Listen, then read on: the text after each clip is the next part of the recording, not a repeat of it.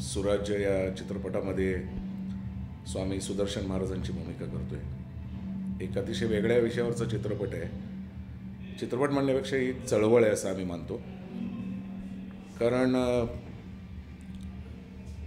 तुकाराम महाराजांनी म्हटलं आहे की जे का रंजले गांजले त्यासी म्हणे जे वापिले तोची साधू ओळखावा देव तेथेची जाणावा. पण असं चित्र काय हल्ली कुठं दिसत नाही. म्हणजे संत रामदास स्वामी, डेबूजी म्हणजे गाडगे महाराज, तुकडोजी महाराज यांना कधी कुठले मठ काढण्याची कुठं गरज पडली नाही. लोकांच्या साठी म्हणून ते कार्य करत होते.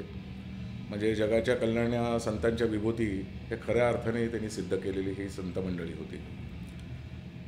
पण आज जर आपण बघितलं तर अनेक मठ किंवा मंदिरं आणि त्या योगे लोकांकडनं पैसे गोळा करणं, पण लोकांसाठी त्यातनं काहीच न करणं. म्हणजे एखाद दुसऱ्या अशा संस्था किंवा आपण म्हणू मठ काहीतरी करतही असतील, पण ओव्हरऑल बघितलं तर असं काही कुठं दिसत नाही.